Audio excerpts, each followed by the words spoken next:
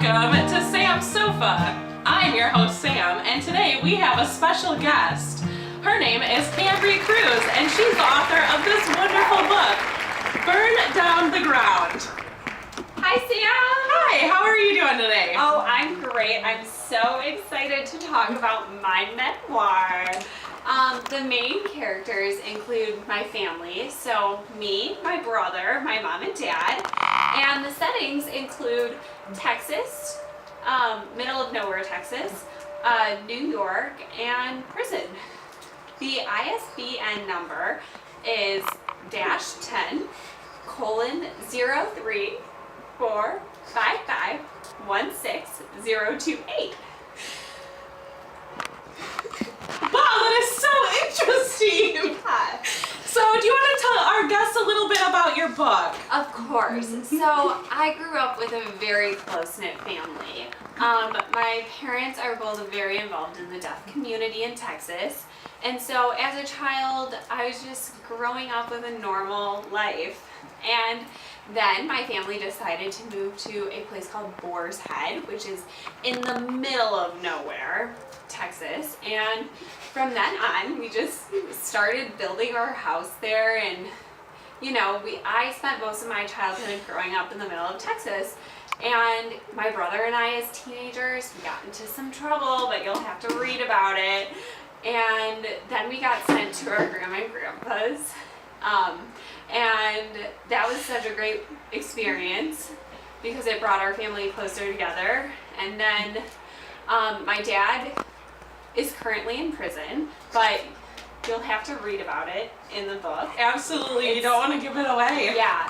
And then right now I'm living it up in New York, so you can, follow my childhood to where I am now by reading this awesome memoir. Absolutely. I think this is a wonderful idea. Everyone should get this book.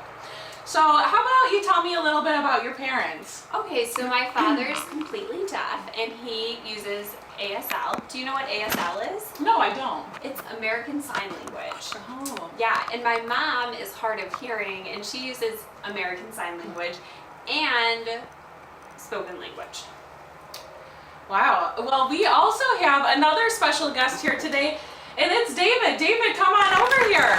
He is the best DHH teacher. Hi, how are you? I am so good. How are you? I'm so good. Doing really, really well. So excited to be here. I So know. excited to meet you. I know you're a big fan. I am. I've read it cover to emails. cover. So good. So tell me 2 ways that this book has influenced you as a teacher.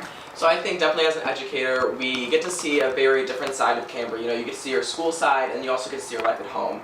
And there was a time where her and her brother are homeless. They're living in a shack, and it definitely influences her, academic success. You get to see her kind of go from really, really great grades to not having such good grades. So it's something important to consider as educators. Absolutely. I think my book will influence others because the vast majority of people are not educated about the deaf community.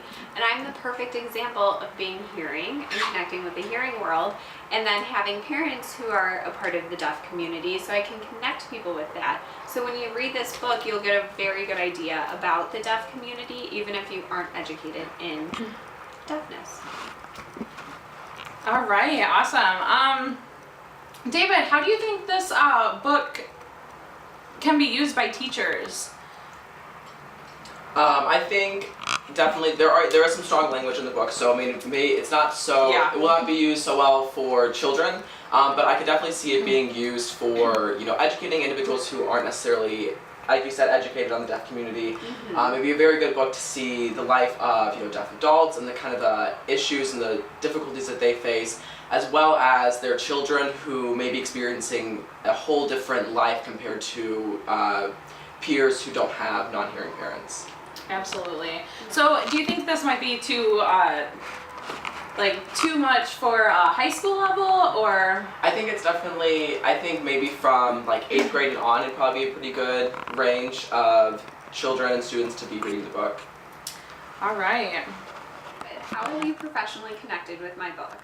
I think that throughout your book we really see your parents' connection with the deaf community, and I think that as educators, it's important for us to ensure that our students are very well connected within the deaf community in order to allow them to socialize, and if they choose not to be involved in the deaf community, provide other outlets for them. That's awesome. All right, and if this interests you, we do have a couple other books that are actually in my book club. And those books are In Silence, Growing Up Hearing in a Deaf World by Ruth Sidorinsky. The second one is Deaf Hearing Boy, a Memoir by R.H. Miller. And the third one is A Loss for Words, The Story of Deafness in a Family by Luann Walker. Thank you for joining Sam's Sofa today.